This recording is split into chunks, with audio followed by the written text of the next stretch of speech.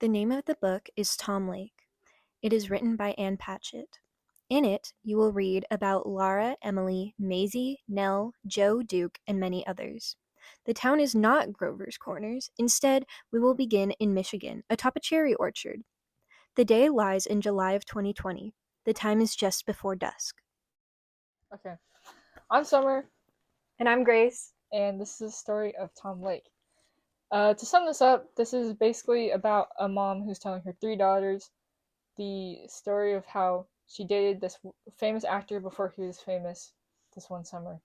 Yeah, so she actually starts from like the very beginning of how she wanted to become an actor. So in her hometown of New Hampshire, she was like a teenager. She was living with her grandma who owned a shop, and she was a seamstress. And she got the role as Emily in her New Hampshire town's production of Our Town. She figured that she wanted to be an actor, so she's in college. She got the role as Emily again in her college's production of Our Town.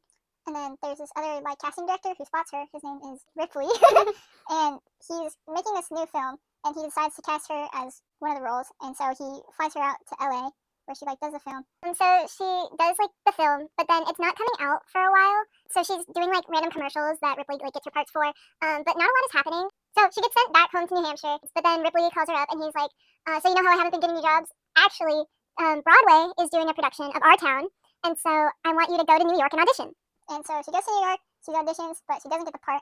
But there's this other dude, I think he's also the casting director. He's also, yeah. And he sees her and he tells her to go to Tom Lake, which is like another place in Michigan that's also holding a production of Our Town. And so it's a small little town, yeah, very small town. And she flies there, and she doesn't have to audition, she just gets the part because they needed an Emily because the actress was just like not so great.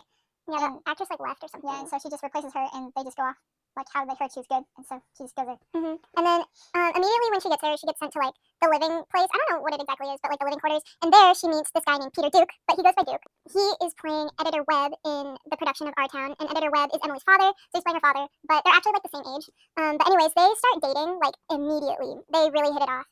And Laura, who's the lead, she becomes like really close friends with her understudy, who's named Palace, who's a dancer. She's also in cabaret at the same time, which is why she's only like the understudy. And so they swim in the lake a lot, and then they meet Sebastian, who is Duke's older brother, who is a tennis player. And he was almost a very famous tennis player, but then he didn't make it, and so now he just like teaches history and stuff. Oh, Palace and Sebastian start dating also. They play tennis a lot, they hang out a lot. Rehearsals of Our Town are going on, and one day this other guy, who is the director of this production of Our Town, his name is Joe Nelson. He's also around the same age as all of them. They consider him like a prodigy because he's like a really young director. He has a little crush on Laura. It's not a super big thing. Yeah, it's not made very obvious. Yeah, it's not very obvious, but he does ask Laura if she wants to come to his aunt and uncle's cherry orchard for lunch. And Laura's like, "Oh my god, that sounds so cool." And so she tells her boyfriend Duke about it, and he was like, "Well, why don't we all go?" And so there they have lunch, and they all really like the place, especially Duke and Laura. And they meet Joe's aunt and uncle, Ken and Maisie. And Duke, he loves it so much. Like, they go up to the cemetery that's like on the orchard that has like Joe's like ancestors and stuff. And Duke, he literally just like lays against one of the headstones and smokes a cigarette. Yeah. And so after that, they go back to Tom Lake, and a few days later, the opening night of Our Town happens. Yeah, it was good. Very soon after, rehearsals start picking up for the production of Fool for Love, also in Tom Lake. And so Laura, she replaced the other girl who was basically going to play Emily in Our Town, and May in Fool for Love, right? And so she just automatically got both of them. And so Duke and Laura start doing rehearsals for that. Yeah, because Duke, he has the leading male role in Fool for Love, so they're like paired together for that one. Yeah. And oh yeah, in Fool for Love, like one big part of it is that like there's a bottle of tequila that has to be like drinking from start to finish, and they just use water, but for this they decided to use tequila, like the actual stuff. The actors, they figured that it helped them act better, which probably shouldn't have been allowed, you know, but they said it helped them. Being actually drunk helped them act drunk better. And so, yeah, they go to like these rehearsals for Fool for Love, while also doing the shows for Our Town. For one of the productions, like a few weeks after the opening, Uncle Wallace, who plays the stage manager in Our Town, he, like, to say a bit about him, he's a very heavy drinker. And this one day in particular, usually he's really, really good, but today, like the actors could tell Emily could tell, Laura could tell that there was like something a little bit off about him because he was like missing lines and stuff.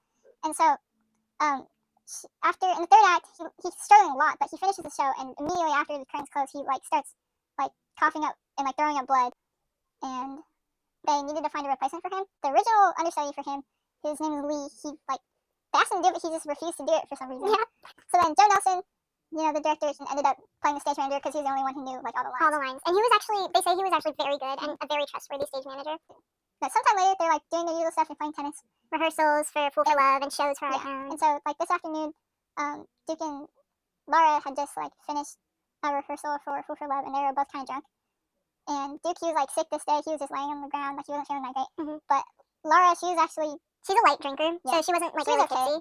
And usually when they play tennis, she's really, really bad. But this particular day, she was really, really good. Like too good. And she was going against Sebastian, who's like the tennis player. And so suddenly she like falls and she feels like she was shot in the leg, but turns out she actually just ripped her Achilles. She tore her Achilles, like she couldn't move. And so Duke and Palace had to leave. They had to go do the production, like the showing for our town that night. And Palace, being the understudy, she was like, well, my time, gotta go. So they had to leave, and then Sebastian like carries her to his car and then takes her to the hospital.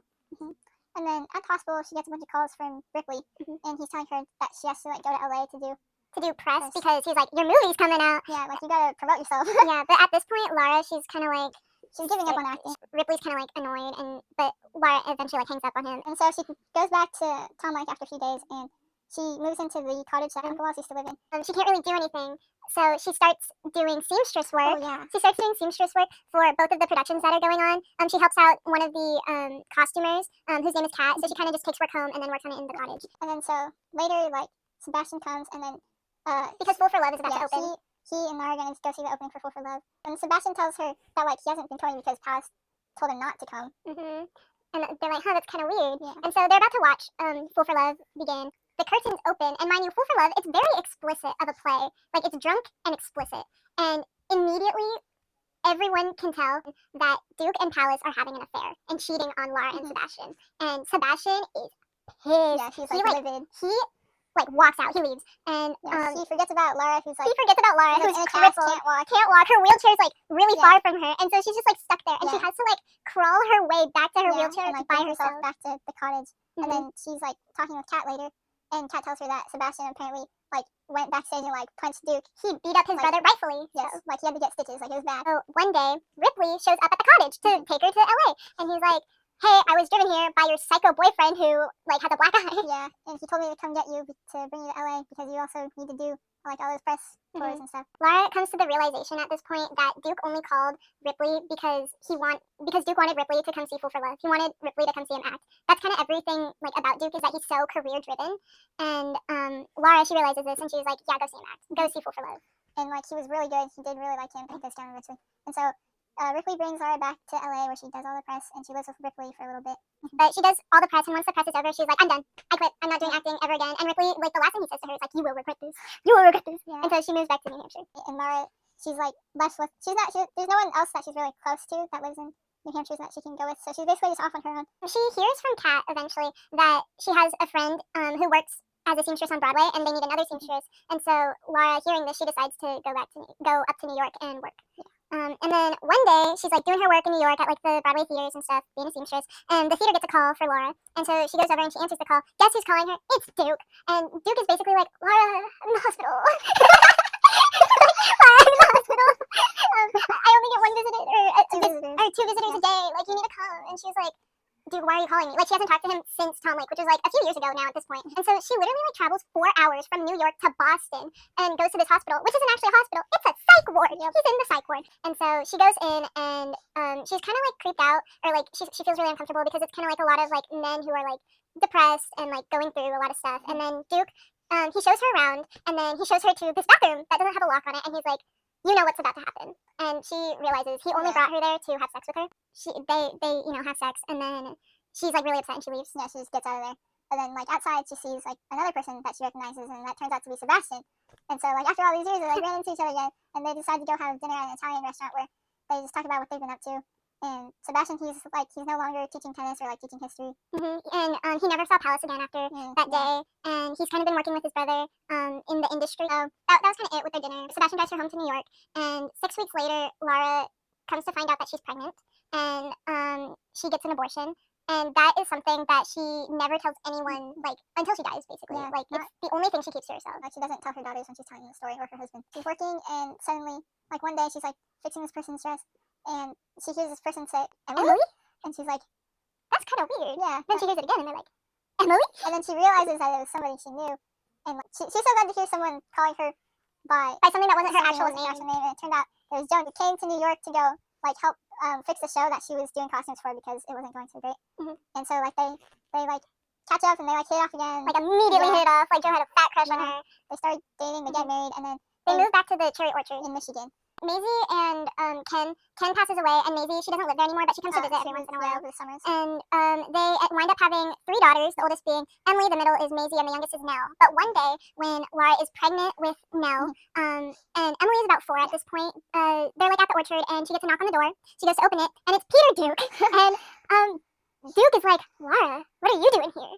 And she's like, Duke, what are you doing here? And he was like, well, I just like came back to the orchard because like the orchard is my favorite place. And he's like, well, can I look around? And so she shows him around, and he like carries Emily, and then they decide to go visit the cemetery that they visited some years before. And then, but Laura's like, oh, let's go pick up Joe. And he was like, who's Joe? And then he like takes him a few seconds. He's like, you married Joe now? And she's like, who did you think I married? And so they go to the barn, and then they see Joe, and Joe sees them, and he sees Duke carrying his daughter Emily, and he's like, he almost has a heart attack of the sight. Yeah, he like almost has a heart attack, like poor Joe. And that was basically all we hear about that day. And so years go by. The girls are really young, and they're watching a movie. And it's one of at this point Duke has become like one of the biggest movie stars ever. Very famous. And so they're watching his movie, The Popcorn King, and Joe like points at the screen. Hey, you know that guy, that lead character? Him and your mom dated. And they're like, what? And since that point, Emily, the oldest daughter, becomes obsessed with Duke. During her teenage years, she was like so obsessed, and it gets to the point where she's like convinced that Duke was her father. Years go by, the girls are in their 20s, and then COVID-19 hits, and so they're all stuck at the orchard. And then like a couple like weeks or months in, like they discovered that Peter Duke had died from drowning, like somewhere in a foreign country. He drowned, and that kind of prompts the girls to finally like really ask their mom like, what's the story of you and Duke from all those years ago? And that's what triggers like this whole story. The whole story we just told. And she like finishes telling the story, and then 2 weeks after she finishes telling the story, someone else shows up at the door. It's actually Sebastian, and Sebastian shows up, and he tells him that Duke wanted to be buried at the cherry orchards, and he actually paid for a spot in the cemetery when Maisie and Ken lived there, and he paid so much money for that spot, in fact, that it actually helped Maisie and Ken get out of debt. And then their whole family and Sebastian, they all go up the hill to the graveyard, and then he buried Duke's ashes. And then, that's the end of the story. Yep. If you are at all confused about any part of that very long summary, then this is a very detailed timeline of what just happened, and if you still don't understand, then you have to go read the book for yourself. So our first talking point is going to be about our town, because our town is like such like a major part of this book. Laura had to play Emily like so many times, 4 or 5 times, and she auditioned for her so many times. It's a huge part. And like Duke, in like the way that like Joe called Laura Emily, like she was just Emily. It shows she was like basically just Emily, and the way we keep calling her Emily, like we keep slipping up and calling Laura Emily. But anyways, the story of our town, it's basically just like, it's a really simple play. It doesn't have basically any props in it. People they use imaginary props. It's basically the story of a really small town called Grover's Corners, and it's narrated by a stage manager who's actually a character, and it's just life, how life goes on. It revolves around a girl named Emily Webb, and the story of how she falls in love with this boy named George, and it's basically just their life. It's how they fell in love, they get married, and eventually Emily dies in childbirth, and the last act is after her death, where she meets with some of the other dead people from the town, and she goes back because she wants to relive her life because she misses living so much, but she regrets it, and she tells the stage manager to take her back up the hill to her grave. And we noticed there were a lot of parallels between like the story of Tom Lake and also our town. Just the writing of Ann Patchett is so simple, yet it's filled with a lot of meaning. So it's very reminiscent of our town. But there were a lot of story elements that we later realized were really similar. We were okay, so when we were planning out this podcast, we were talking a lot about the book, and I came to the realization, as someone who I had to watch the production of Our Town a lot. Summer only watched it once. But Emily, again, she says, like, take me back up the hill to my grave. The cemetery at the orchard was a little tiny cemetery that was up a hill. Uh-huh. And Peter Duke, that was his favorite place to be. And at the end of the book, he's taken up the hill to in the his book, grave. On page 308, it says, Sebastian carries what is left of his brother. He picks a spot beneath the red oak, and together we make a place for him. The daisies held on all summer, becoming a wild tangle over all of the graves. Mm-hmm. And we couldn't really find a good quote about it, but during the summer of Tom Lake, they mentioned that the cemetery was up a hill quite a few times. Mm-hmm. Like I said, a lot of the characters in the story of Tom Lake are very reminiscent of our town characters. Even Joe Nelson, he's the one character throughout the entire story of Tom Lake that you never have any bad feelings about him, because most of the time when we see him in the present day as a working father. So we didn't know his identity when Laura is narrating her story until the day at the orchard when she reveals his first name, because we only heard his name as Nelson before. And then we figure out that, like, Laura actually married, like, the director of our town at Tom Lake. Joe is, like, the only super reliable character that you never have any bad feelings about. And he plays the stage manager in our town. And the stage manager is known as a super reliable narrator. Because he basically tells the audience the story, and the audience has to trust that the stage manager... Yeah, you have to trust the stage manager. Well, it says, like, you listen to Uncle Wallace because he was mesmerizing, but you listen to Joe because he was telling you what you needed to know. But she also does say that Joe's very trustworthy. Yeah. Because they had to trust him with directing the whole production, and then, you know, they had to trust him with playing the stage manager. At such a young age, too. Mm-hmm. Like, mind you, this is, like, a guy in his 20s, and he's doing all of this. Like, he's brought to other plays to, like, fix them as a director. He's like, not, that's insane. Super duper famous, but he's well known among, like, the industry. Yeah, both me and Summer agree. Joe is the best character in this book. Like, everyone loves Joe. Mm-hmm. Other characters, though, a lot of them are very complex, and a lot of them we don't even like. So let's talk about that next. The entire reason why Laura is telling the story in the first place is because her daughters are so hung up over Peter Duke and that she dated this famous actor. And even though, like, she mostly only knew Peter Duke for about a whole summer, like, he has shown up in her life, like, repeatedly, and he's, like, always there, basically. He's always there. He's like a motif. He's in all the films her daughters watch. It's a frame narrative, so it switches back and forth a lot between her telling the story and her just living out her day-to-day life in 2020. And there's a lot of moments when Peter Duke just, like, shows up in 2020. Like, her daughters will be watching a movie with the neighbors, and it'll be a Peter Duke movie. Like, he's just always there. Like, random things, like, remind her of him, but she doesn't like to think about him all that often. Like, she never watches those movies with her daughters. She'll watch them with her husband because, like, her husband, like, and her knew him, but, like, that kind of thing. Peter, I feel like he just enjoys life. He, without, like, any care about, like, consequences and stuff like that. He's a very reckless character, and, like Grace said earlier, like, very self-centered, but also, like, very successful. Mm-hmm. And I don't know, because, like, I think he isn't that caring. Like, he's not very stable. I think that's why I don't really like him as a character. He is a very complex character. I feel like you can either love him or hate him because he's very ambitious. He's full of energy too.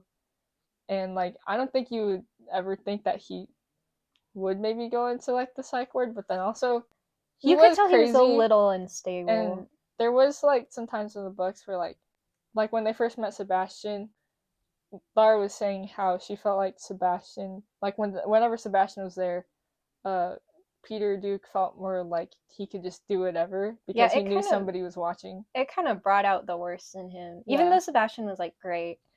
But even at the psych ward, he told Laura that he had to be, like, he didn't even really want to be there. He had to be there in order to play a role for a movie. Like, the director, like, made him go. Other characters we don't like, Palace. Okay. we both had a lot of hope for her. Like, we wanted to like her, but then because I think she just like, I feel like she kind of just gave in. She like had her affair with Peter Duke, and then it just went downhill from there. Another thing about Pallas though is that like they were good friends at first, but we felt that Pallas was the person. It's the catalyst for the end of Lara's acting career. Mm-hmm. Like she was the one that helped like trigger Lara to realize that acting wasn't gonna be what she wanted to pursue. Mm-hmm. Lara watched Pallas act in both Our Town and Fool for Love, and though there might have been some ill feelings toward it, she says that she was spectacular. Everyone thought that Pallas was spectacular. Everyone thought that Lara was spectacular in Our Town, but she came to realize that, or she even said that when she went back to her mother's kitchen, I cried like I had never seen the play before. I cried because she was that good. I cried because I would never play Emily again. I cried because I had loved that world so much. And I think that's like when she realized she wasn't gonna act as Emily again, or just act, period. She also always felt that she was never good enough to act as anything else. She several times tells her daughter Nell, who wants to be an actor, that she was really like a one-trick pony. Like she was a professional Emily, but that's all she could do. Yeah, and then she also realized even if I'd gone to play the part on Broadway of Spalding Gray, there would still come a time when I'd be finished and someone else would take the role of Emily. Many someone else's could do it just as well, because look at Pallas on her second night was every bit as good as I had been after years of practice. Day after day, she had watched me in rehearsal and then made the decision to do the part her own way. I know method acting has become like a really popularized thing lately, and I kind of started to wonder, like, is this like another kind of version of that, where a character essentially becomes your whole life? If you don't know what method acting is, it's basically when you get a role as an actor of a character, and then you just do all of the mannerisms of that character in your literal daily life. We wanted to find out more about characterization within acting, kind of like what Lara felt. And so we wanted to interview an actual actor, because we are not actors, and see what they thought on this topic. I am here with Lucia, and she's gonna give us a little bit more insight on acting as a actor herself. Hi everyone. Okay, Lucia, what are some ways actors prepare themselves for acting? Like, what kind of methods do you use? For me personally, I think that my way that I prepare is definitely a lot different from the way other people do. For bigger performances such as plays or musicals, stuff like that, what I personally do is I get with a group of other people that I'm really close with in the show, and we do like a shakedown to get our energy out, because at that point we're not really focusing on the performance itself. We're not focusing on, oh my gosh, every line needs to be perfect. It's more like we need to bring the energy to the show, because when you're performing for the audience, you are performing for yourself too. But you're also performing mainly for the audience. They're paying to see you perform. But when it's smaller things, like in class, what I do is I use Uta Hagen's 9 Questions, which is where a lot of people, they're going to be like, what the freak is Uta Hagen's 9 Questions? Sorry. But it's a deep dive into your character, because in order to have a good performance, you need to understand your character. You can't just read the words and think to yourself, I'm going to interpret it this way. You can interpret it however you want, but you need to have a deep understanding of who you're playing and why you're playing them. Have like the mannerisms of any characters like you've played stuck with you? Because I know it's kind of common, especially in Hollywood, that people use like method acting. So like, do like certain characters really stick with you? Yes, actually. 2 big ones are the 2 most recent shows I've done. Well, one of them I'm in right now. But for one of the roles, I was Jo March in Little Women last spring. I want to say it was around last spring. And it was great because when I played her, I was the same age as her. So a lot of the stuff that she was going through, I've gone through as well. And she also had sisters, which I have a sister. And what was great about her is that what stuck with me is I would be myself an independent person, but she really taught me it's okay to be an independent woman on your own, especially as you're growing up. And then for mannerisms, I would say that a lot of the characters that I've played have very closely resembled who I am as a person, because the show that I'm in right now, I'm playing an 11-year-old actually in the show that I'm in right now. But her story in the entire show, her overcoming arc is very similar to things that I've gone through recently, where it's easier for me to connect to her. But I will say, the mannerism that I picked up for her, because the whole premise of the show is a spelling bee.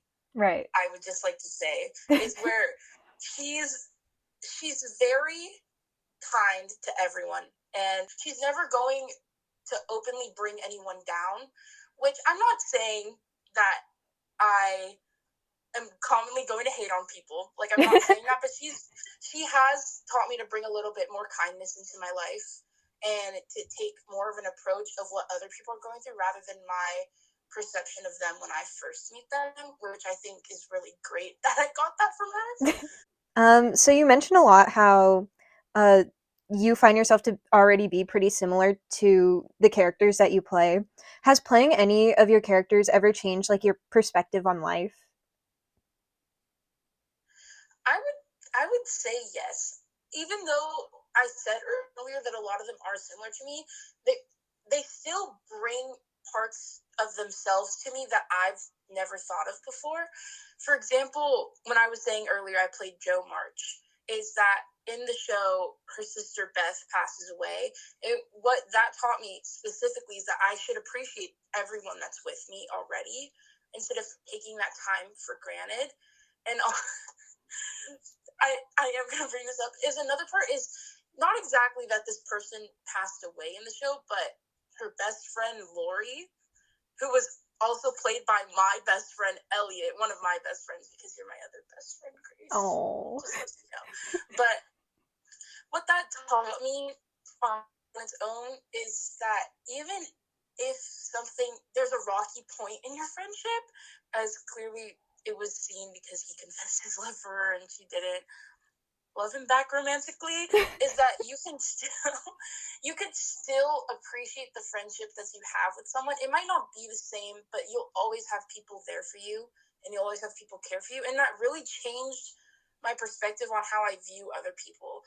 Like, yes, there might be parts of them that I don't that I don't agree with, or there might be parts of them that I sometimes think clashes with how I think, but we could still always coexist with one another. Right. And that I need to appreciate them in that moment in time rather than things that they've done in the past or things that are going to happen in the future. It's better to look at now than other parts that either you've already lived through or that are coming up.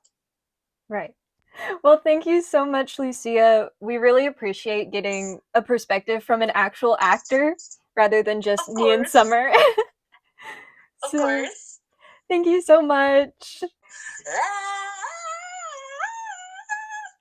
Thanks a lot for the interview, to Lucia. We really appreciate all the information you had to say. At the very beginning of the book, Laura is watching the auditions of Our Town. It was like an open audition to everyone in the town, but she wasn't originally auditioning, she was just watching. She noticed that there was like 35-year-old women that came to audition for Emily, and she was like, you can't be Emily forever. Yeah. And then later on, she comes to realize that she can't be Emily forever. Yeah, and she basically, like, she tries out for the part for Emily because, like, she knew she could do it better. She knew she could do it better than some of these girls and then, women. Yeah, it just, like, became, like, a huge part of her life, and it followed her. I feel like it followed her till she had her own daughter named Emily. Yeah. We'll go into that later, though. So one of the characters that really confused me, that I sat on the fence with a while, was Sebastian. I was so suspicious of Sebastian when he turned out to be such a good character. Like, he was so sweet. Sebastian's nickname is Saint Sebastian because, like, he's always, like, that stable one who's, like, helping everybody out. He's a saint. He is the saint. Yeah. Laura even recalls that when she tore her Achilles, Sebastian picked her up and carried her to Yeah. his car. He carried me all the way to the company housing. Would Duke have carried me under different circumstances? No. Duke would have gone and gotten the car. That was the difference. One brother would take the girl to the car while the other would bring the car to the girl. Sebastian was a real man. Yeah. And also another thing that happened at the end of the book was Lara was getting ready for bed with her husband Joe, and Joe asks her, "Were you ever in love with him?" And she was like, "Was I in love with Duke?" And he was like, "No. Were you in love with Sebastian?" She doesn't really answer it, but I personally don't think she was. Yeah, I don't think she was. I think Sebastian was just such a comforting Yeah. character to Lara. Yeah, and they had a very good relationship with each other. They had such a healthy, Yeah. like, stable, like, friendship. Yeah, and he was the one, like, when she did tear her Achilles, like, he was the one who drove her to the hospital, who visited her, who made sure, like, she got the help she needed. I feel like there's so many parallels between those two characters too, because they really went through a lot of the same situations, like with getting cheated on. Oh, yeah. I forgot, yeah. The way Ann Patchett writes, even the settings begin to feel like another person.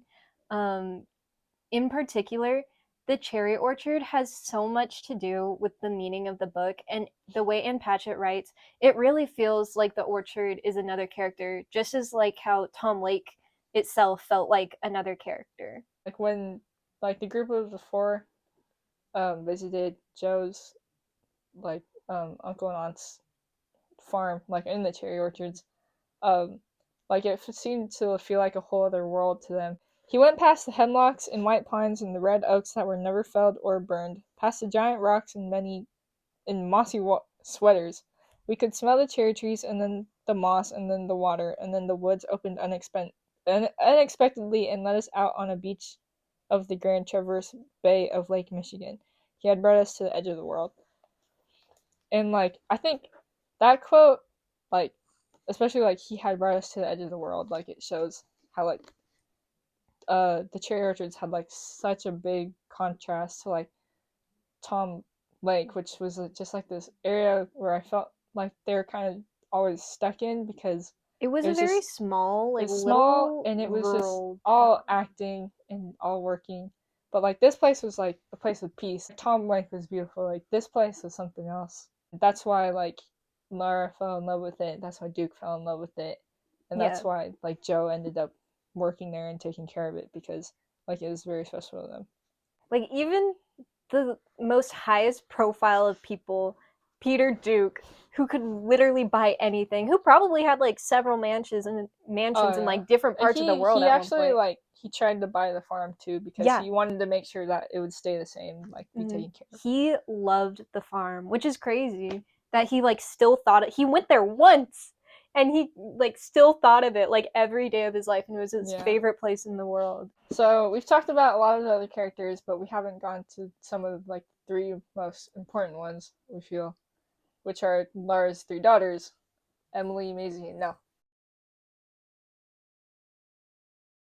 After we finished this book, we talked a lot about all the characters and like their meanings, and we felt that every character had a big significance to Lara's life, and specifically her daughters felt like very specific. They felt as if they were moments in her life. Yeah, and we feel like they all represented, like, different parts of her. So we'll start with Emily, since she's the oldest. Yeah.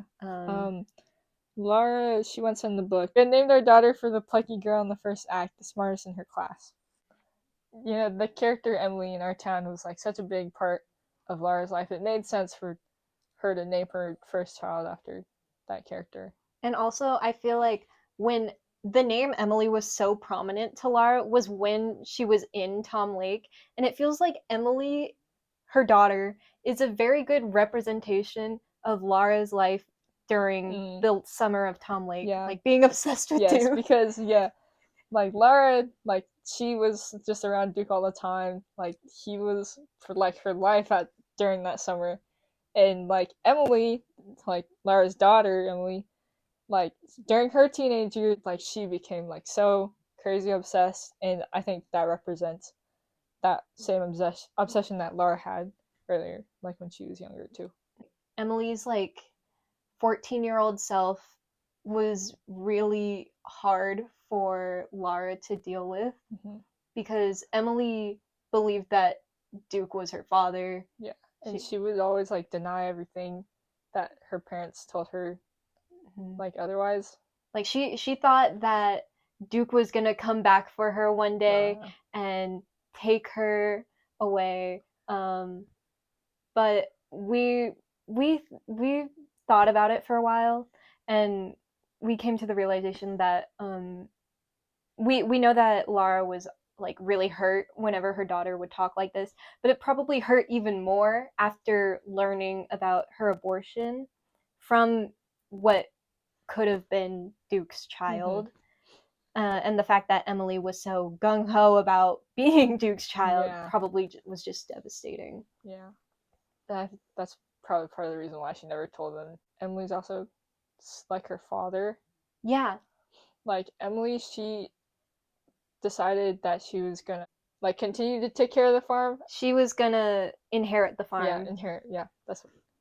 Because she was like the only one of her sisters that was like that wanted a career in farming. She didn't realize it till later on though, but she loved the farm. So Emily feels a lot like a direct reflection of Lara, I feel. Yeah, and then Lara also mentioned that like one day when like she was just watching like Emily and Benny, like she realized that like Benny kind of looked similar to Peter and Duke, and she thought like maybe the reason why Emily finally got over her obsession with Peter and Duke was because like she found a bit of him in Benny. So she never stopped being upset.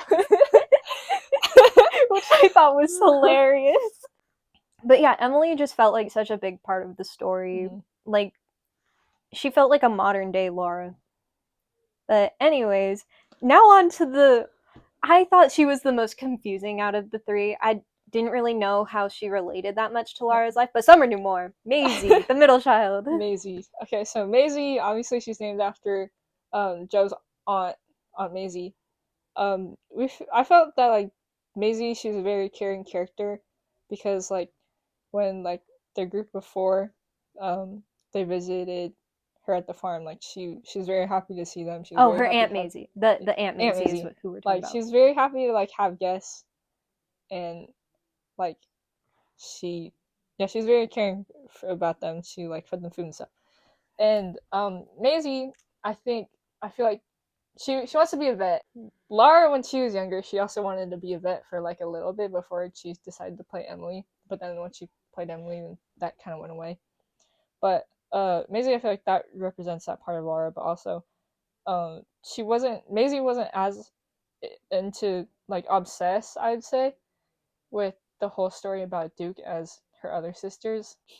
Maisie kind of represents like Lara's life outside of the whole acting like stage of her life, because she represents like Lara before she discovered acting and like after when she found like her own independence and like who she was outside of Emily. I mean, I still don't really know that much about Maisie either, but Maisie, I don't know. I felt like all the parts with Maisie, I just didn't absorb as well. Yeah. I don't know about you. I don't know. I feel like she's like this other like comfort character too, though. Because I felt like she was the most caring out of all of the sisters. She had so much empathy. She does. Especially as a vet. But yeah, I think Maisie's character, she represents like the outside of acting part of Lara, like the more caring part, maybe possibly like the motherly part of her. Now on to the youngest daughter, Nell. Nell, the aspiring actress. She's the aspiring actress. She's named after Lara's grandmother, the one who died of breast cancer. Nell she basically kind of like wants to be her mother. I felt like she wants to be who her mother was during Tom Lake. And like throughout the story, like she's like describing her daughter, how she can tell like she doesn't understand like why Lara gave up her job of acting and why Joe gave up directing for just like the farm, and like to Nell, like, acting, it's like the greatest thing It's the anyone could greatest ever thing in the want. world. And yeah, But at the same time, Nell is the only one of Lara's daughters that can really understand her emotions. Lara will explain something from her story that has like a big impact. Nell Yeah. will immediately like yeah, feel it yeah. For and know what she example, felt. like after she tore her Achilles when they were playing tennis, like when she finished that part of the story, she says, "Just like that, Nell is crying and then sobbing, a fierce storm blown up out of nowhere, while her sisters stand and stare in utter bafflement. Nell, the mentalist, has snapped all the pieces together. She knows I'm finished." She I feel like because she wants to be an actress and she's like the daughter of a former director and a former actor, she understands the elements of a story Yeah, better that's- than any of her sisters. And the way that Laura tells her story, there's like a lot of imagery. Yeah. And Nell's able to understand that and able to put the pieces together before her sisters can. Like she's the one who was like, so when did Palace and Duke start sleeping together? Before we even heard about that. I was shook when she said that. Yeah, and I feel like because Nell is so involved in like the acting world, like she understands like these parts of her mother's life better than her siblings who like want to do other things. Like Nell represents the acting part of Laura in that whole stage of her life where she almost became famous. Lara's story that she told her daughters was very detailed about the life that she lived, her life with more than just Duke. Originally, the girls, they just wanted to hear about Peter Duke, but she told them, even from the beginning, that this is a story of her life, not about Peter Duke. But the girls don't even hear her entire life. They only hear what I would consider to be bits and pieces in comparison to what we, the readers, hear. Alright, so another thing I remembered, because when we were talking about Frankenstein and how that's a frame narrative, I realized, like, oh, like, this book's a frame narrative because, like, Lara's telling her daughters about a story of when she was in her 20s too during this one summer. But this is a lot more complicated of a frame narrative because it switches from perspectives in the present day, which is 2020, to the past, which is whenever Lara was young. Yeah. The story that we hear from Lara to her daughters, us, the readers, we actually get a lot more information in comparison to her daughters. Through her retelling, she like in her mind recounts a lot of stuff, and the readers, we get a glimpse into her mind about what she thinks about and what happened in comparison to what she actually verbally says to her daughters. So an example of that is at the very beginning of the story when she is in her first ever production of Our Town, and her best friend at the time is a girl named Veronica. And Veronica is not an actor. Both of them were like working the auditions, like organizing the auditions for like everybody. Yeah, originally they were organizing auditions before Lara decided she wanted to act. And Lara, while she was watching auditions, there was only one person that really stood out to her in the auditions, and that was the boy who would eventually play George, who is Emily's love interest in the play of Our Town. Veronica immediately hits it off with this boy who we will refer to as George because we never learn his actual name. And Lara, on the other hand, she has to act with him every day. And while she's explaining this to her daughters are like, so which one of you ended up with George? And Lara kind of tells her daughters that neither of them ended up together, like none of them ended up together. And then later in the present day, after she finishes telling her daughters that portion of the story, Lara decides to go to bed, and she's getting ready for bed, and she recounts the events that happened. And in actuality, Veronica soon tells Lara, this is while they're teenagers, that her and George have been like flirty, kind of going out, but not really. Meanwhile, Lara, she would be rehearsing lines with George, and like in their car and stuff. They would be in his car, and what George would tell her was that they needed more chemistry, and in order to do that, they would sleep together. And so we hear that from Lara as the audience, but she never tells her daughter this. The other thing that she doesn't tell her daughters about, we've already mentioned it, was when Lara got an abortion after she visited Duke in the psych ward, and that's like another perspective that us readers get that none of the characters get. And so it really begs the question of what a mother like chooses, or not even a mother, what anyone chooses to like tell someone else about a story, kind of like what you keep, like what you choose to keep just to yourself in comparison to like what you retell to everyone else. And I feel like a lot of books, readers and watchers of like movies and stuff get a lot more perspective than the actual characters do. Get a lot more insight into everything. And so we decided that another interview that we are going to do is with my mother, and so we'll see what she has to say about retelling her stories of her past. I'm here with my mom. Say hi, Mom. Hi. Okay, so I have a few questions. The first one is, what are some things you didn't expect to face when becoming a mother? So I guess one thing that comes to mind is I always knew that I wanted to be a mom, and I always thought I would have 2 to 3 kids, if not more. But I did not expect how exhausted I would feel with a new baby. But on the flip side, I've also never known that kind of a connection or love with another human the way I felt with each of my kids as a mom. The next question, I know, especially to me, we are very open and like you share a lot of stories with me. So when you tell stories, are there any parts that you like choose to censor, like just to keep for yourself? And do you ever wish you were like able to tell them, or are they like just that personal? I don't think I censor very much. I think it's important to be open. Every human goes through different trials and things in their life. And one thing that my parents used to tell me was they always wanted me to have a better life than what they had. So they worked hard to give us a better life. And now as a mom, I feel the same way. So I guess in some of the sharing of stories with you and your brother, it's sharing so that maybe you can avoid some of the hardships that we've gone through. What are some life lessons you learned that you hope that me and Matthew can learn from you or like take with us? It's important to prioritize yourself and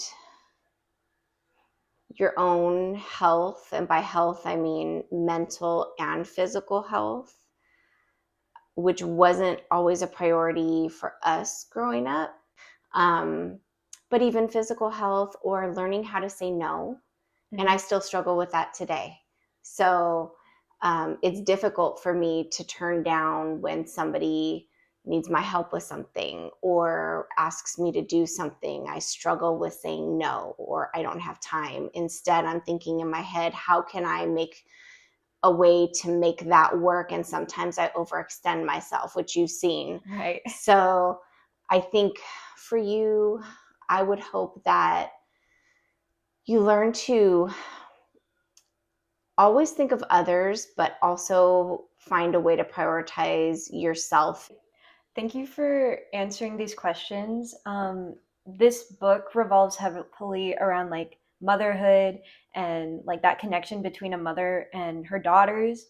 And so me and Summer, we really wanted to get more perspective on someone who like actually had to go through that, since we're so young and we can't relate.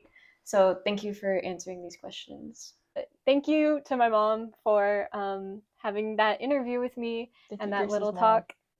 So after the whole family learned about Duke's death, and like her daughters like started getting like really insistent about like Lara telling more about her life with him. She didn't really want to tell him at first. Like she knew it was gonna like ruin their image of how they saw him, and like it was definitely gonna change like their whole perspective. Because they thought Duke was like the greatest person in Yeah, the like world. he was their hero, and she knew that they would finally see him for how she saw him. Then she did finally decide to tell her daughters the story, and she said the number of things I'd failed to grasp back then was as limitless as the stars in the sky. And like this is saying like how much she realized like about herself by telling the story. Like she was able to learn a lot about herself. That mother-daughter connection is like talked about a lot in this book. Her finally recounting the story to her daughters gave her a lot of relief, because a lot of what mothers feel is that they don't want their children to grow up in the same way that they did. So it felt as though Lara, she didn't have regrets per se, but she had things that, of course, like she wished didn't happen to her, and she didn't want her daughters to grow up with that same kind of mindset, especially because like Nell was going into acting, and so she didn't want Nell to have to face the same kind of hardships. Yeah, and I think another thing you can take away from this is like pursuing your own dreams. Like Nell, she like even after hearing all these bad things, she still wants to do that. And then also like how you can find like what you want is sometimes like right in front of you. Like how like Joe, like maybe people thought he was gonna keep being an actor or a director, but then he just went back to the cherry orchard because like that's where his life was. And same with Lara, she was gonna act, but then she realized she wasn't going to, and then she at one point she really had no idea what she was gonna do, and she met Joe again, and then she went to the cherry orchards with him too. Life holds love, ambition, and restraint. Oftentimes, we conceal the uncomfortable moments of our past and leave it solely for ourselves to remember. Choosing to open the Pandora's box says the past is scary, which is why secrets are so necessary. The important aspect of life is up to interpretation. For Duke, he may have considered it to be a career. Joe may believe it to be family. Lara may not believe there to be meaning at all.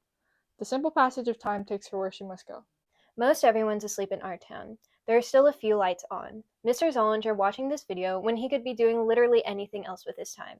And the other high school seniors who seem to believe they have so much time left to spend wandering the halls of the school buildings. Only they lie awake, straining away. Straining all the time to make something of themselves. The strain's so bad that every 16 hours everybody lies down and gets a rest. 11 o'clock in our town. You get a good rest too. Good night.